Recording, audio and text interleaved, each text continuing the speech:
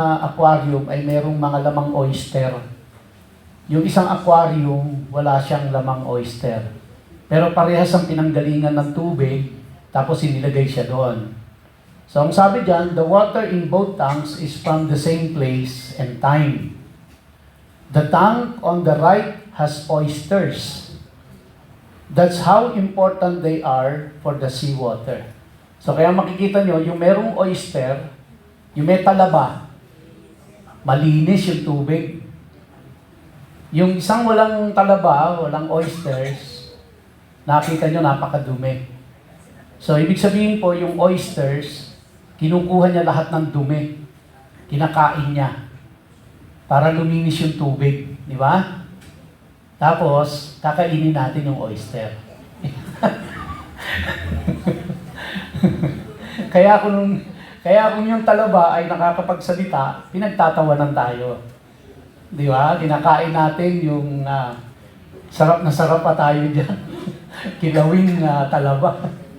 Kaya, so, kaya, iiwan ko na ho ang desisyon sa inyo kung kakain pa kayo ng talaba sa Kapaskuhan at saka ng tahong. At yung mga laman dagat na yan na ipinagbawal talaga ng Diyos na kainin. Pero, kaya hindi niya kinategorize siya na pagkain. No? Pag ang Diyos ang tinanong natin, ang talaba ba, ang tahong ay pagkain? Sasabihin ng Diyos, hindi. Ayun, pag tinanong natin, yung mga taga-Bacoor, pagkain ba ang talaba? Oo. So, kaya tayo ang nag-categorize sa kanya na pagkain siya. Pero hindi siya kinategorize ng Diyos na pagkain. Okay?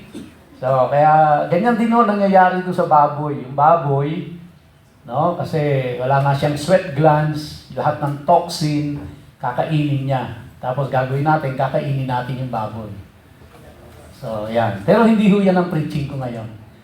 Nakita ko lang yan ha. Sabi ko magandang ipakita sa inyo. Kasi ang tungkulin din po naming mga pastor ay bilang kayo po ay mga tupa ng Diyos, sa amin po ay binigay yung responsibilidad na kayo ay gabayan, kayo ay turuan, para makasunod tayong lahat, makasunod kayo sa salita ng Diyos. So, kaya tungkulin namin yon, no? At kaya sa pagganap namin ng aming tungkulin, siyempre minsan po ay hindi natin nagugustuhan, hindi ko na alam kung sasabihin ko. Pero, yun po, ginagampanan lang namin ang tungkulin namin, nagabayan ang mga taong ipinagkatiwala ng Diyos sa amin, nagabayan namin sa kanyang mga salita. Kaya malaki yung responsibilidad namin na aralin ang salita ng Diyos at ituro ito sa kanyang mga anak. So, kaya kung medyo kayo po ay na-upset, na o-offend, siguro kausapin nyo na lang ng Diyos, no? Baka may ibang mensahe ang Panginoon sa inyo. Now, naiintindihan ko po, mga kapatid, na dahil nakaugalian natin ito for so many years, na kagisnan natin, at ginagawa natin ito taon-taon, nagse-celebrate tayo ng Christmas, nagse-celebrate tayo ng Easter, at siyempre hindi yung madaling umalis. Kaya tingin ko, meron na ho sa inyo mga nagde-decorate pa rin sa bahay ng Christmas tree, no? O naglalagay ng mga dekorasyon na yan, naiintindihan ko po. I do not condemn anybody on that. May period of adjustment tayo. And hahayaan ko na lang ang Diyos ang po sa inyo, ang kumausap sa inyo. No? So, kaya kung nakapagdekorasyon na ho kayo sa bahay niyo, may Christmas tree na kayo, may mga Christmas lights na kayo na may mga symbol ng then tapos kung sakali po ako ay bibisita, huwag niyo naman tanggalin. No? Tapos pag alis ko, tsaka ikakabit niyo ulit.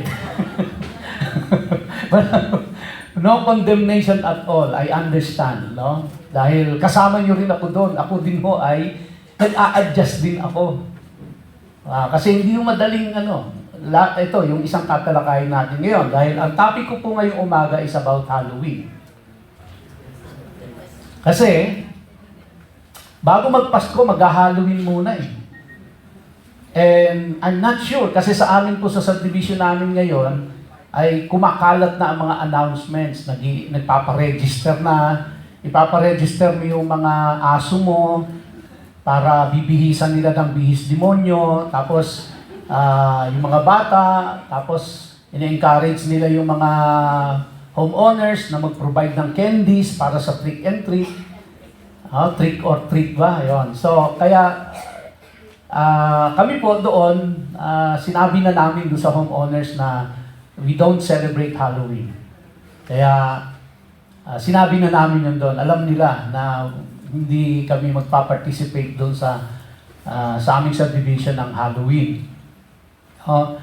So, kayo po, I leave it up to you. But after this preaching, make your own decision. Whether you will celebrate Halloween, whether in the company or in your community or in your family. So up to you to make that decision. Okay? Pero bago po yan, tayo manalangin muna. Aming Ama at aming Diyos, kami po ay lumalapit sa iyo sa mga oras na ito at hinihiling namin ang iyo pong gabay at pagtuturo sa amin sa umagang ito. Buksan mo po ang aming mga kaisipan at tulungan mo po ako na ito ay aking maipaliwanag ng maayos at naiintindihan ng lahat. Gabayan mo po kami, i-shield mo kami sa mga oras na ito, Panginoon. I-cover mo kami ng iyong protection. Thank you so much. This we pray in Yeshua's name. Amen. Now, umpisahan ko po ito sa premise. No? Ano ang premise natin dito sa ating tatalakayin at yung natalakay na natin nung nakaraang nung nag-preach po ako about sa mga pagkain. In Exodus chapter 32 it says, when the people saw that Moses delayed to come down from the mountain, babalikan lang natin sandali yung Exodus. The people gathered themselves together to Aaron and said to him, up, make us gods who shall go before us. As for this Moses, the man who brought us up out of the land of Egypt, we do not know what has become of him. So Aaron said to them, take off the rings of gold that are in the ears of your wives, your sons and your daughters, and bring them to me. So all the people took off the rings of gold that were in their ears and brought them to Aaron. And he received the gold from their hand and fashioned it with a graving tool and made a golden calf. And they said, these are your gods, O Israel, who brought you up out of the land of Egypt. When Aaron saw this, he built an altar before it. And Aaron made a proclamation and said, tomorrow shall be a feast to the Lord. And they rose up early the next day and offered burnt offerings and brought peace offerings. And the people sat down to eat and drink and rose up to play. Now, hindi ko po alam kung parehas po tayo, pero nung ito po ay tinalakay natin nung nakaraang pag-aaral natin sa Exodus, ako po ay nagtatanong, kung ako ang nandoon sa mga oras na yon, at nakita ko sa Egypt yung 10 plagues, nasaksihan ko yun with my very own eyes. At nakita ko na ang dagat ay nahati at ako ay nakatawid on a dry land. Nakatawid ako sa kabila. At pagkatapos pagdating ko doon, nakita ko na biglang yung tubig ng dagat ay sumaklob sa mga Egyptian. At walang namatay kahit isa sa amin na mga Israelita. At nakita ko kung paano nag-provide ang Diyos ng mana, ng water, kung paano Sa araw ay nandun ang pillar of cloud, sa gabi ay nandun ang pillar of fire, at kami ay sinustain ng Diyos. Nandun ako, nasasaksihan ko ito. Dahil si Moses ay pumanik doon sa mountain, at matagal 40 days siya na nandun doon, nag-iisip po ako ba ay sasamba sa Diyos-Diyosan? Sa kabila nung nakita ko ang lahat ng kapangyarihan at himala ng Diyos, ganun ba kabilis na magbabago ang isip ko at sasambahin ko ang isang idol, ang mag-worship ako sa golden calf? At kung ako naman si Aaron, ganun ba kabilis na magpapatunaw ako ng mga alahas at ibibuild at tatayo ko bilang isang golden calf at ako ang bilang leader nila kasi si Moses ay nasa bundok, bilang leader nila at that time ay yung mga tao ay i-approve ko yung gusto nilang mangyari na mag-worship kasama ako. Ganun ba kabilis? So kaya binalikan ko po ito Binalikan ko yung Exodus. At basahin natin ng dahan-dahan. At alamin natin kung ano talaga ang context ng ginawa nila. So balikan ko lang po saglit. Mula sa verse 1. So sabi niya, when the people saw that Moses, sino po si Moses nung mga time na yon? Siya ang leader na tinawag ng Diyos. And siya po yung namamagitan sa Diyos at sa mga tao. Tama ho? Siya yung namamagitan, siya yung tagapamagitan.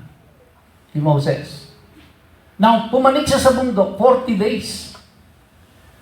Naiinip na yung mga tao. No? Dahil na-delay na si Moses at hindi nila alam kung ano ang nangyayari. Maaaring iniisip nila kasi ang bundok ay mapanganib, maaaring namatay na si Moses. So sabi diyan, when the people saw that Moses delayed to come down from the mountain, the people gathered themselves together to Aaron and said to him, "Up, make us gods who shall go before us."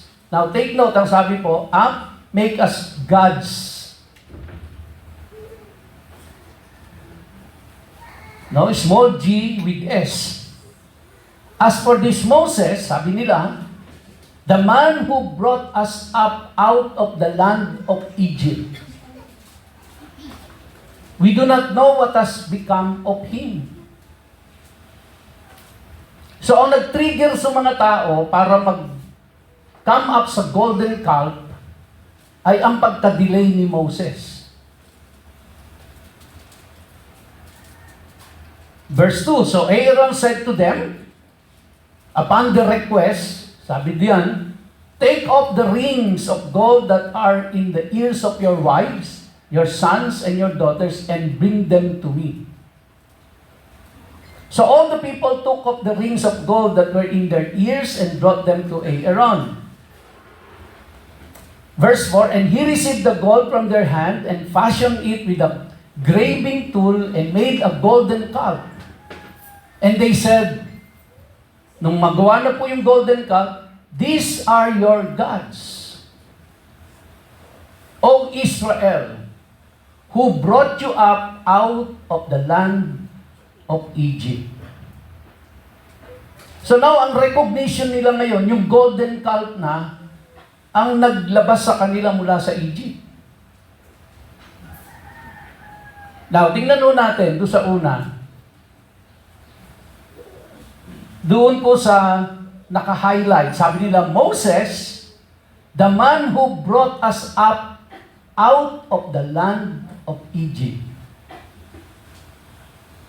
So, kaya po sa kanila, ang naglabas sa kanila doon ay si Moses. Hindi ba ang isip dapat ang Diyos ang naglabas? Now, we have to understand the culture of that day in Egypt. Remember, sila po ay naging alipin doon for 400 years. At ang lahat ng nakita nila doon ay kaugalian at kultura ng mga Egyptians. Sa kaugalian at kultura ng mga Egyptians, naniniwala sila na hindi sila pwedeng dumiretso sa Diyos. Sa Diyos nila. Kailangan merong namamagitan sa kanila. So kaya ito pong 3.5 million na mga Hudyo na ito na lumabas sa Egypt, ang kanilang kaisipan po, hindi sila pwedeng dumiretso sa Diyos. Kailangan may tagapamagitan. Sa unang pagkakataon, nakita nila si Moses ang tagapamagitan nila. Kaya sinasabi nilang si Moses ang naglabas sa kanila. Dahil si Moses ang tagapamagitan. Nung si Moses ay mawala ng 40 days, hindi nila alam kung ano nangyari. Sa isip ng mga Hudyo, hindi sila pwedeng dumiretso sa Diyos. Kasi kailangan meron silang tagapamagitan. Kaya po ang ginawa nila, naglagay sila ng golden calf bilang tagapamagitan nila sa Diyos. Kaya sabi nila, "These are your gods, O Israel, who brought you up out of the land of Egypt." So parang yung golden calf, naging replacement ni Moses. Sa madalas salita po mga kapatid, yung mga Hudyo, ang sinasamba nila ay ang Diyos. Kasi isip ko, ganun ba kabilis na magbago ang isip nila? In a matter of days, pagkatapos nilang ma-witnessan for 8 months or 10 months straight, yung kapangyarihan ng Diyos sa harapan nila, ay biglang papaling ang isip nilang lahat, kasama si Aaron, nasasamba sila sa golden calf, at tatawagin nilang Diyos yun? I don't think so. So sa madalit salita, itong mga Egyptians na ito, they are very sincere. And they believe na ang sinasamba nila ng mga oras na yon ay ang totoong Diyos, pero dumadaan sila sa tagapamagitan na dahil wala na si Moses, nag-create sila ngayon ng golden calf. Kaya sa isip ng mga Hudyo, totoong Diyos yung sinasamba nila, hindi yung golden calf. Ang golden calf is just a mediator between them and the true God. Just like Moses, si Moses ay tagapamagitan between them and the true God. Kaya kung natatandaan nyo, diba, sabi nila kay Moses, ikaw na lang kumausap sa kanya. Wag na kami dahil natatakot kami. So, kaya sa mga Hudyo, tama ang ginagawa nila.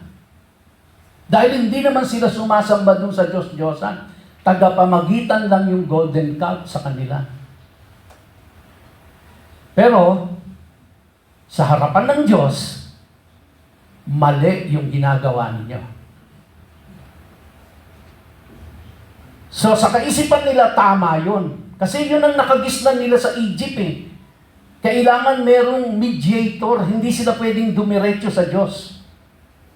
Dahil nawala si Moses, kailangan magkaroon sila ng mediator, kaya nila ginawa yung golden calf. Kaya tingnan niyo po, anong sabi ni Aaron? When Aaron saw this, he built an altar before it, and Aaron made a proclamation and said, "Tomorrow shall be a feast to the Lord." So pansinin niyo po, yung Lord na yan is in capital letter, at yan po ang ibig sabihin niyan is Yahweh. Kaya kay Aaron, hindi yung golden calf. Kay Aaron, ang sasambahin nila ay si Yahweh. Kaya mediator lang yung golden calf. Kaya lahat ng tao sumamba. Pero alam na ho natin yung kasunod na kwento. Pinababa ng Diyos si Moses at meron may nagkakasala na yung mga tao doon. So kaya pagbaba ni Moses, yun ang dinatnan niya. So, Kaya po yung mga tao, they are sincere, but they are sincerely wrong. Ba't ko po yung pisahan ito sa ganito? Kasi, ang tingin po natin, lahat ng mga celebration na ginagawa natin, Christmas, Easter, tama. Kaya nahihirapan po tayong alisin sa sistema natin yan. Nakaugalian, nakasanayan, na tingin natin tama. Para din yung mga Israelita. Akala nila, nung nagtayo sila ng golden calf, tama ang kanilang ginagawa. Pati si Aaron. Pero sa harapan ng Diyos, that's idolatry. So, kaya ang mahalaga po ay hindi kung ano ang tingin natin. Ang mahalaga kung ano ang tingin ng Diyos. In the first place, hindi tayo ang sinasamba. Ang sinasamba ay ang Diyos. Kaya ang mahalaga ay kung ano ang acceptable sa Kanya, hindi kung ano yung acceptable sa atin. Okay? So, Leviticus chapter 18 verse 3, sabi po dyan, ito ang bilin ng Diyos sa kanila. Pagtawid nila doon sa Promised Land,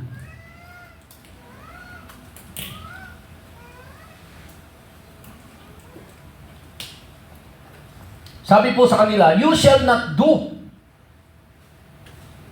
as they do in the land of Egypt. So kung ano yung nakagisna nyo doon sa Egypt, kasi sa Egypt, ang kanilang kultura, ang kanilang paniniwala, hindi ka pwedeng dumiretso sa Diyos. Kailangan may mediator. Kaya sila nagtayo ng golden calf nung nawala si Moses. Kaya sabi ng Diyos sa kanila, you shall not do as they do in the land of Egypt, where you live. And you shall not do as they do in the land of Canaan. So, alis sila sa Egypt, huwag niyong gagawin kung ano yung ginagawa nila doon sa Egypt.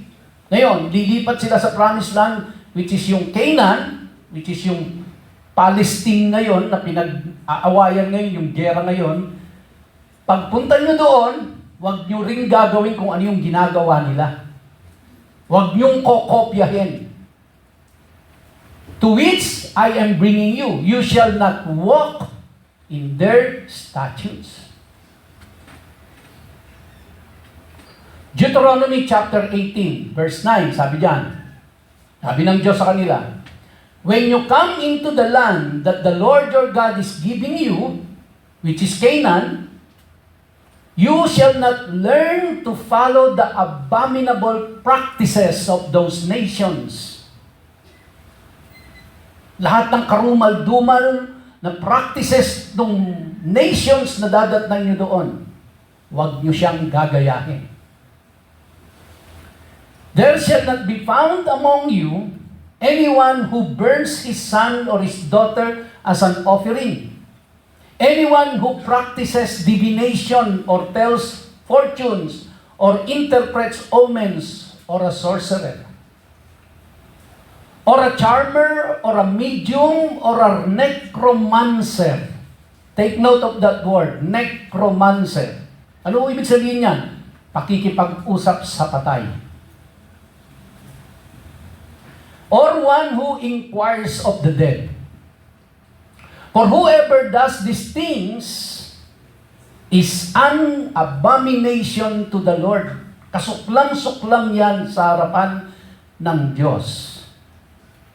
And because of these abominations, the Lord your God is driving them out before you. Kaya po, yung mga dinatnan nila doon sa land of Canaan, kaya ang utos ng Diyos sa kanila, totally annihilate. Dahil ang ginagawa nila doon ay kasuklam-suklam na sa harapan ng Diyos. Kaya sabi ng Diyos, yung ginagawa nila sa Egypt, kasuklam-suklam sa akin yun, huwag niyong gagayahin yun.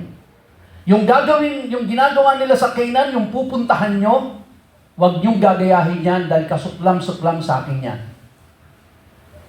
At ang isa po sa pinapractice nila, both in Egypt and Canaan, ay ang pakikipag-usap sa patay, which is necromancy. Verse 13, you shall be blameless before the Lord your God. For these nations, which you are about to dispossess, the land of Canaan, listen to fortune tellers and to diviners. But as for you, the Lord your God has not allowed you to do this. So maliwanag na maliwanag ang instruction ng Diyos sa kanila. So, pag-usapan na natin ngayon ang Halloween. So, yun yung premise natin. Okay? Yun po yung premise natin. Today, the second most popular holiday next to Christmas is Halloween. Halloween is celebrated all over the world. In America alone, over $15 billion is spent each year on Halloween. Can you imagine that? And in America also, over 400 million is spent on pet costumes alone. Sa amin po, doon sa subdivision namin, may mga panawagan na. Bring your fur baby. And suotan sila ng costume na pang Halloween. So, anong isusot mong costume na pang Halloween doon? Di ba? So, yung cute na cute mong sitio, bibihisan mong magmukha siyang demonyo. And umikot ho kayo sa mga ano ngayon. Makikita nyo, may mga costumes talaga, ang mga aso, pusa. Bibilin mo yung bibihisan mo siya at magse-celebrate kayo ng Halloween. Yung anak mo, di ba, 3 years old, bibihisan mo siya na mukhang demonyo. May sungay, may buntot, may hawak na tinidor, kulay pula. And then sasabi, oh, ang cute-cute naman. Di ba? Natutuwa tayo doon sa mga bata, may buntot, may sungay. Ay, anak, ang cute-cute mo, mukha kang demonyo.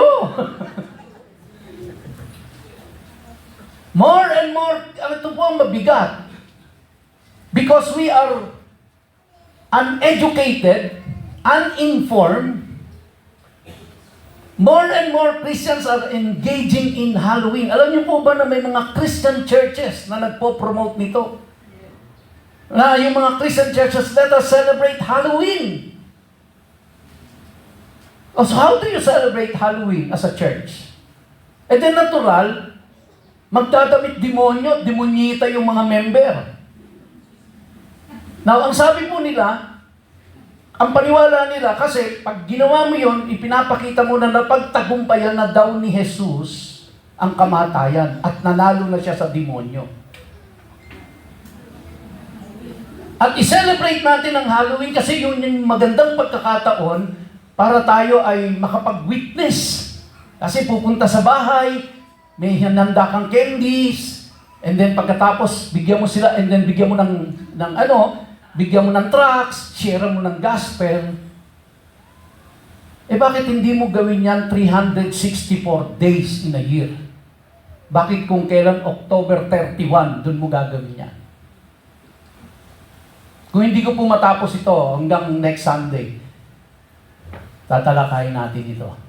Now, balikan natin ngayon ang history ng Halloween. Saan siya nagsimula?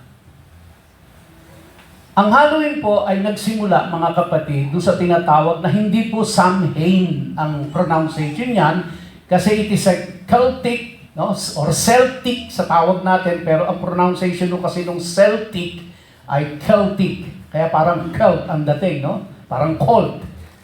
kundi Celtic word ho yan, at ang pronunciation po dyan is Samhain.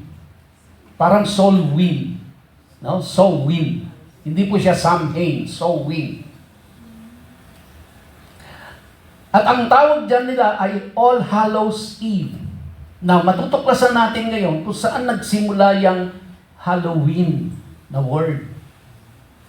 So, dyan siya nagsimula. At yan ay yung mga tao sa Celtic, sa lugar ho ng Europe, sa may lugar ng Ireland in particular. Diyan nagsimula yan. So, it is an ancient tradition. No?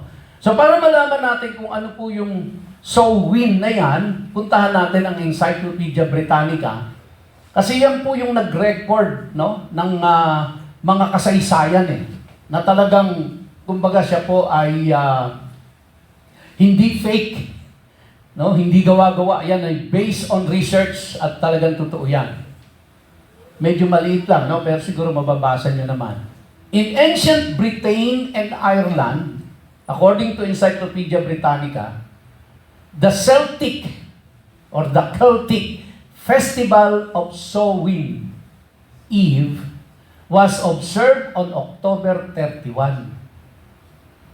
At the end of summer, it was the occasion for one of the ancient fire festivals when huge bonfires were set on hilltops to frighten away evil spirits.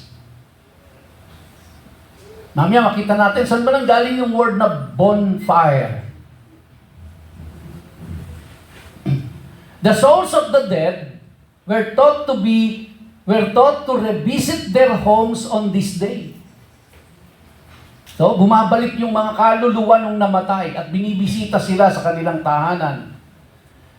And the autumn festival acquired sinister significance with ghosts, witches, hobgoblins, mga goblins, yung mga, mga duwende, black cats, fairies, and demons of all kinds said to be roaming about. So, yung mga Celtics po, naniniwala sila na on October 31, naglipa na ang mga kaluluwa at mga masasamang espiritu. Kaya, bonfire sila on top of the mountain para po itaboy ang masasamang espiritu.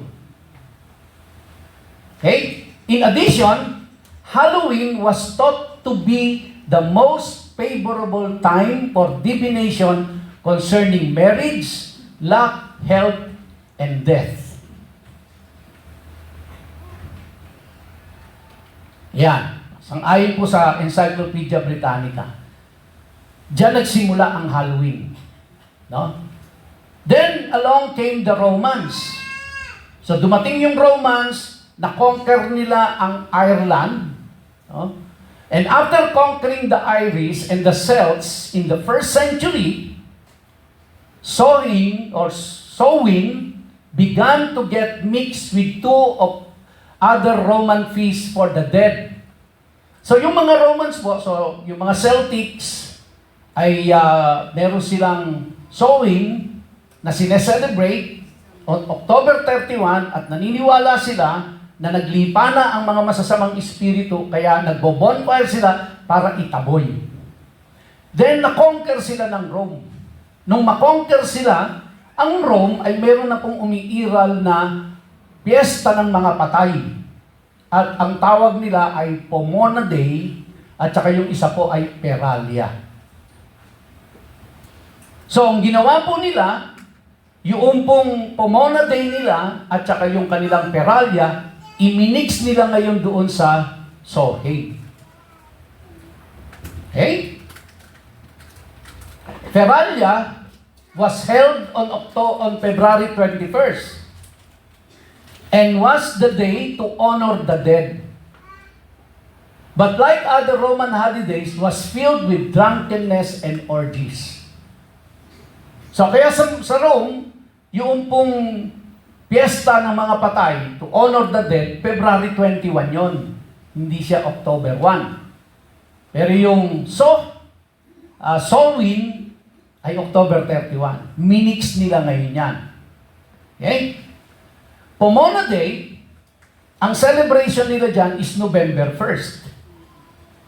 Was a day to honor the goddess Pomona, the goddess of fruit, trees, and fertility. At ano po ang simbolo ng Pomona sa kanila para i-celebrate yung goddess of fertility na si Pomona? It's an apple. Yun yung kanilang symbol. At sineselebrate nila yon ng November 1st. Yung sowing, sineselebrate ng October 31. Yung Peralia, sineselebrate ng February 21. Pinag-mix ngayon yan nung na-conquer ng Rome ang Ireland. Sumunod po is the Catholic Church kasi during that time, meron pong, siyempre yung government, the state of Rome, and then the Catholic Church. Having already multiple days for remembering dead, saints, and martyrs, it was agreed that there should be one day for all saints. Kasi nung time po nila, the Catholic Church, pag ikaw ay minurder, automatic ikaw ay saints. Okay? So, kung ikaw ay lingkod ng simbahan at ikaw ay minurder, automatic you are a saints. Ngayon, para i-honor nila yung saints na yon, ino-honor siya kada birthday nung pinatay na yon. Dahil sa dami po, dumami na, sabi na parang araw-araw na lang tayo magse-celebrate nito. So they came up with the idea, pag-isahin na lang natin ang pag-honor sa kanila. At tinawag nila ito na All Saints Day. So naging isa na lang po. So, with the backing of the Roman government, it was decided to whitewash the Roman Day of the Dead and turn it into the day of remembering and praying to the dead saints. So, doon po nagsimula yon. Kaya, nagkasundo ang gobyerno ng Rome at ang simbahang Katoliko na pag-isahin na lang siya. Para hindi araw-araw ino-honor nila ang dead saints nila. So, pinag-isa nila. And then, pagkatapos po, dun sila nag-alay ngayon ng dasal. So, sa panahon pong ito, nagdadasal sila sa namatay para mag-intercede para sa kanila. Okay? So, nagdadasal sila sa namatay para ipagdasal sila, mag-intercede para sa kanila. So, they were asking the dead to intercede for them. And, they were also praying for the dead na nandoon sa purgatory para po sila mapunta sa heaven. Now, sa history po ng Halloween, ay minention ni Ephraim Syrus na namatay noong 373 yung feast, no, ay feast dedicated to the saints in his writing. So ibig sabihin, talagang nag-e-exist yan, na sila ay nananalangin para sa mga namatay at humihingi ng panalangin sa mga namatay para sa kanilang buhay. Ganon din po yung sinabi ni John Chrysostom na namatay noong 407, first to fix it to the first Sunday after Pentecost. Ito po kasi si John Chrysostom, isang pinanganak na mayamang tao. At age 20, siya po ay very articulate. Kaya nami-mesmerize yung mga tao, natutulala yung mga tao kapag siya nagsalita. Sobrang galing. Pero from Catholic, siya po ay napunta sa Protestant. No, naging protestante po itong si John Chrysostom. So, kaya po, siya naman yung nag-fix noong pong, no? The first Sunday after Pentecost, yung Halloween. Now, paano nila pinili ang date? So, the name was changed from Peralia to All Saints Day. So, remember yung Peralia ay para sa mga Rome, na minix nila sa Samhain ng mga Celtics. Okay? And the date was changed to kill two birds with one stone at pinalit nila ito ng ginawa nilang May 13. Ginawa lang May 13. In 609 AD, Pope Boniface IV dedicated the Pantheon in Rome in commemoration of all Christian martyrs. So yung Pantheon po, nandun yan halos katapat nung Coliseum ng Rome. Makikita niyo po yun na church dinedicate ni Pope Boniface on May 13. Okay? And doon po ipinanganak yung All Saints Day. Kaya nagkaroon ng All Saints Day ng May 13. Then, hindi po basta inisip lang nila yung May 13. May pinagmulan po yun kung bakit May 13 nila i-dinate yun. Because the Roman Lemuria Festival was a major pagan festival. Pagan festival where the head of the household would get up at midnight and perform a ritual to exorcise and remove dead spirits from his home. And this dates back to 6 BC. So yung ama ng tahanan, on May 13, lalabas siya ng alas 12 ng hating gabi, no? And then pagkatapos po ay magpe-perform siya ng ritual para yung mga masasamang espiritu ay lumaya sa tahanan nila. Lahat ng head of the family gagawin yon. So it's a ritual which is a mixture of the ancient Celtic practices na sowing, talking to the dead. So kaya makita natin from the beginning, ang simula niyan ay binaviolate na nila ang kautusan ng Diyos na tinatawag nating necromancy, talking to the dead and asking the dead to pray for you. Now, pagdating ng November 1, pupunta tayo sa sementeryo. Dahil nandun yung mga namayapa nating mga mahal sa buhay. Ang tanong, masama ba ito? O hindi?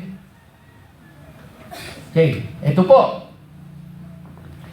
Kung pupunta ka doon, upang alalahanin ang iyong mahal sa buhay sa kanyang nung panahon na siya ay nabubuhay pa, I don't think there's nothing wrong with that. Maghandog tayo ng bulaklak. Pero, pag pumunta ka doon at ipapanalangin mo siya, o kaya naman, hihiling ka sa kanya na ipanalangin ka niya, you are now engaging in necromancy. Ngayon, kung dadalaw ka lang doon, at syempre, mahal mo sa buhay yan Kunyari, lalo na kung kamamatay lang, tapos asawa mo, and then gusto mong labas ng iyong damdamin, at gusto mo siyang kausapin, I don't think there's nothing wrong with that. Kasi you are grieving. You miss the person, you love the person. So para ka nagmo-monologue. Alam mo, pasensya ka na ha. Nung nabubuhay ka pa, ang tigas ng ulo ko. Ngayon ko lang na-realize na kapag wala ka na pala, ay napakalaki ng nawala sa akin. I don't think there's something wrong with that. Pero yung pinapanalangin kita para mapunta ka sa langit. Dahil ikaw ngayon ay nasa purgatorio at naghihirap. O kaya naman, sweetheart, pag-pray mo naman ako, sabi mo kay San Pedro. Now you are now engaging in necromancy. And that is what they practiced before. It's totally evil in the eyes of God. And yet, this Catholic, nung kanila pong kinuha yung practices ng mga Celtics at sinama nila sa Pomona at Perelia, they were thinking that they are doing the right thing. Para din pong yung mga Israelita, nung naglagay sila ng golden calf, ang isip nila, tama yung ginagawa nila. Pero, kasi yun ang napagawian sa Egypt. Pero sa harapan ng Diyos, hindi acceptable sa Kanya yun. Okay, so what? Kumbaga po, kung ano ang hindi gusto ng Diyos, hindi acceptable sa Kanya yon. Kahit na gusto natin at tingin natin tama. Okay? Siguro may magtatanong, pwede ba kami, pastor, na magdekorasyon?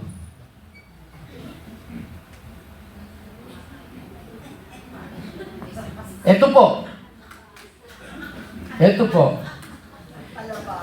Bahala kayo, no? Pero, kung yung ginagawa po natin ay nire-reinforce natin at binavalidate natin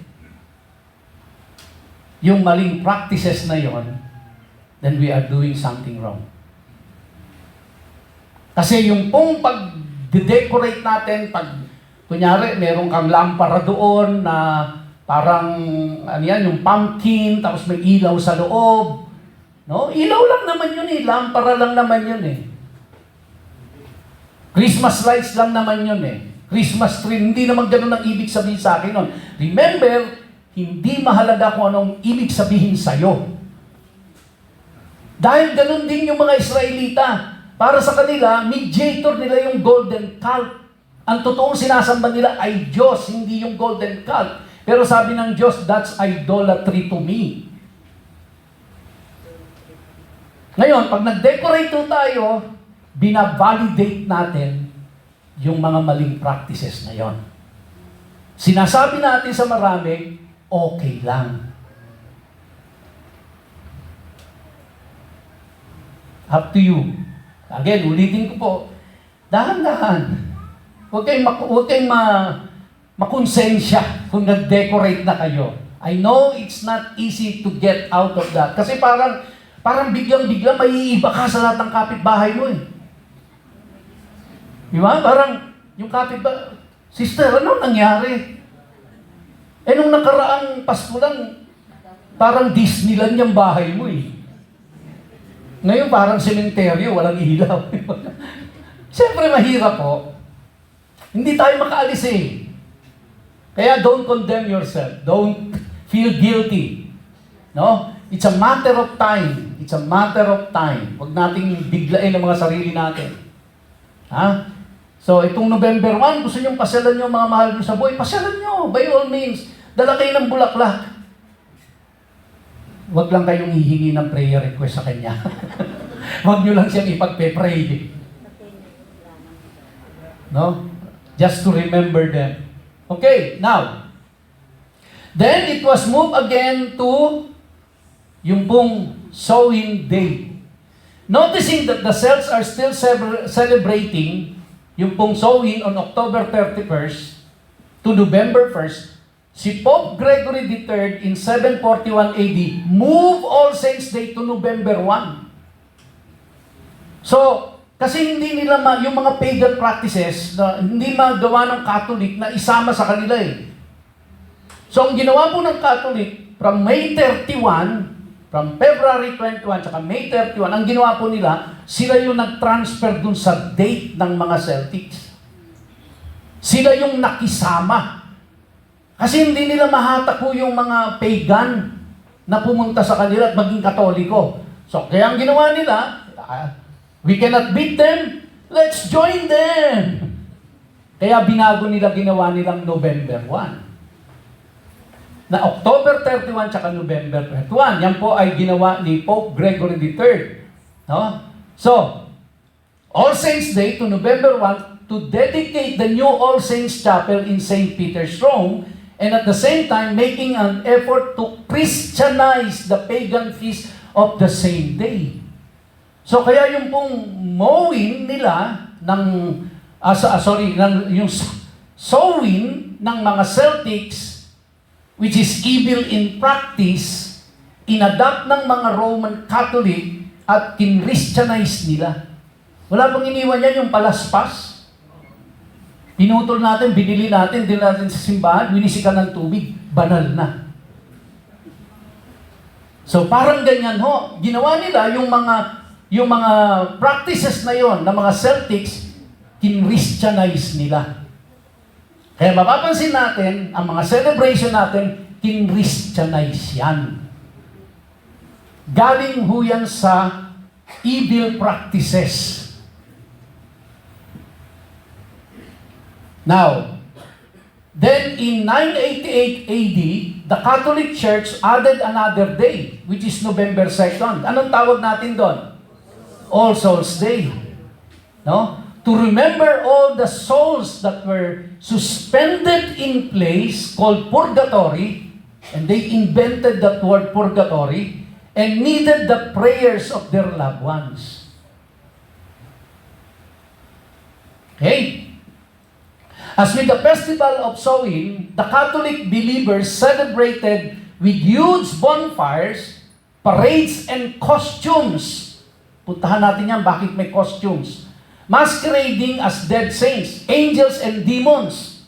All together, All Saints Eve, October 31, All Saints Day, November 1, and All Souls Day, November 2. Combined into Hallow Mass. Nagkaroon na sila ng Hallow Mass. Nagmisa na. No? Imitating the Celtic feast of Samhain. Na yung Samhain, tandaan nyo po, that's evil na practices ng mga Celtics. Kasi naniniwala sila, may mga naglipa ng mga masasamang espiritu. Kaya kailangan mag-bonfire sila sa tuktok ng mundo para itaboy ang masasamang espiritu. Now, bakit sila nag-costume? Bakit sila nagsuot ng mga ganyan? Malalaman din natin mamaya, no? So, from All Saints Day, tinawag po siyang Halloween kasi nagkaroon na ng Hallow Mass.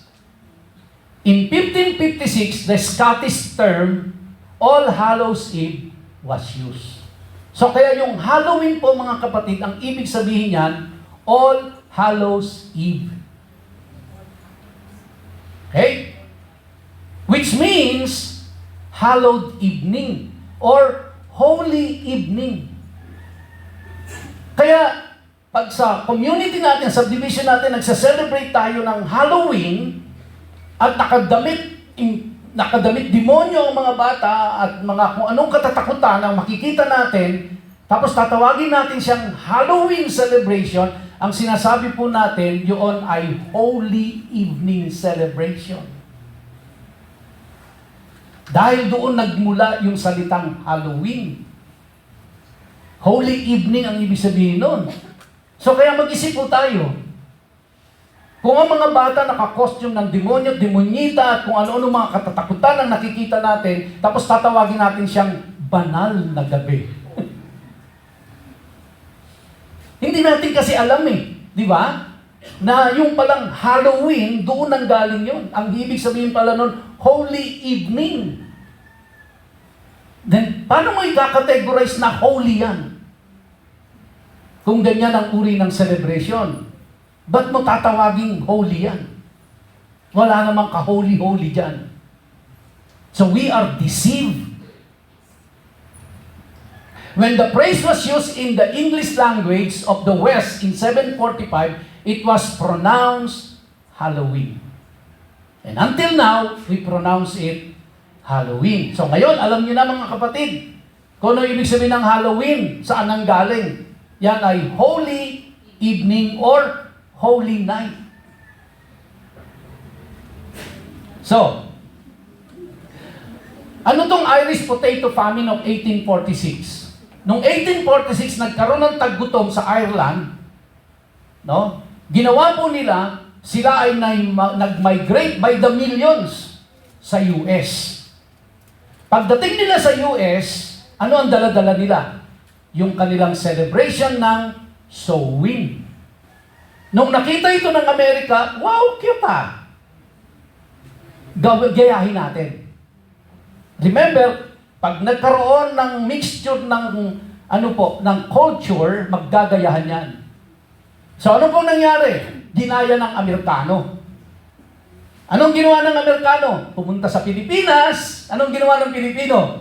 Ginaya ang Amerikano. Ginaya ang mga Europeans, ang mga Spaniards.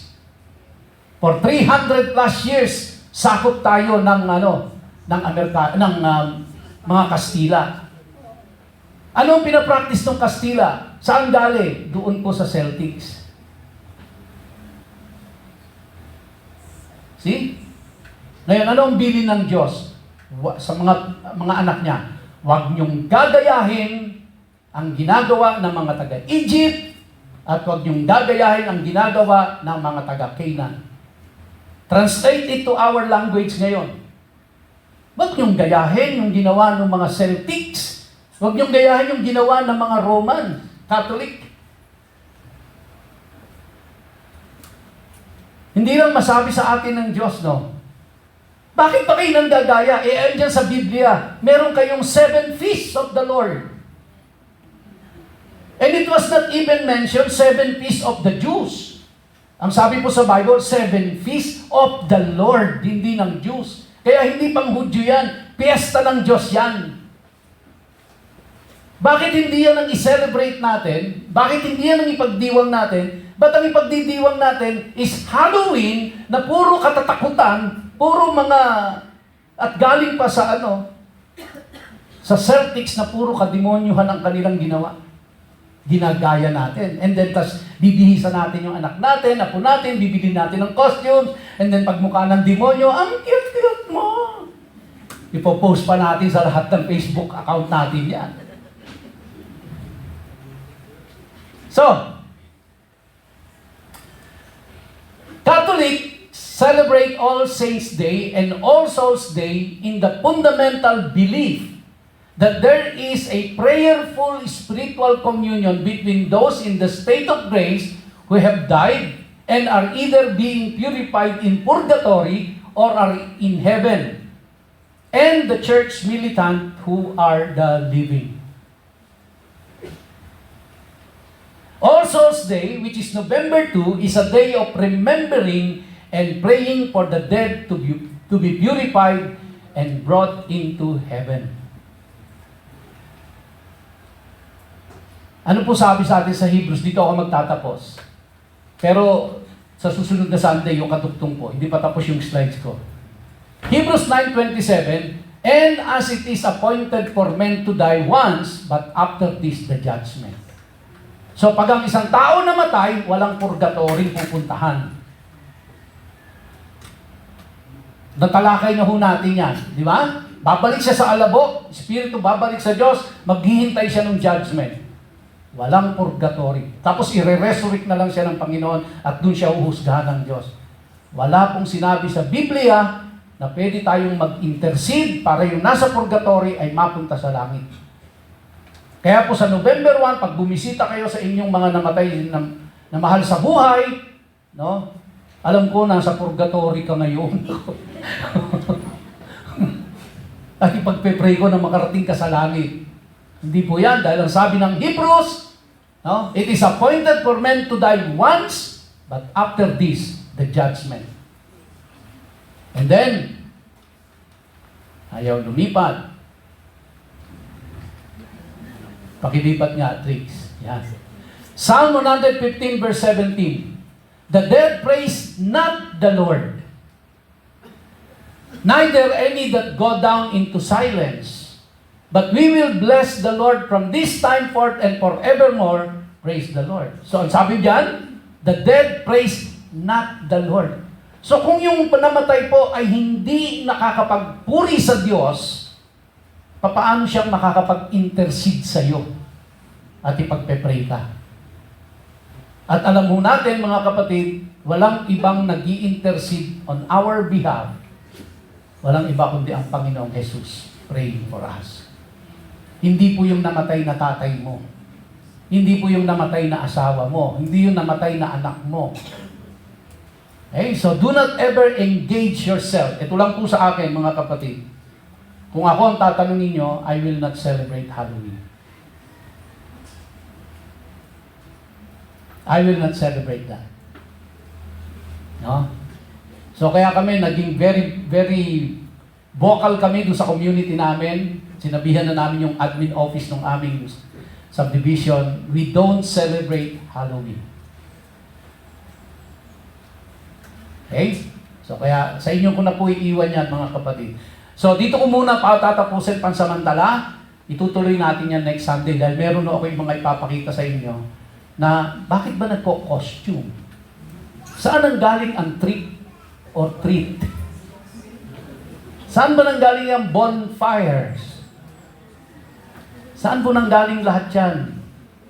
No, natuwan-tuwa tayong lahat, pero hindi natin alam kung ano ang pinagmulan. Then we will discover that next Sunday.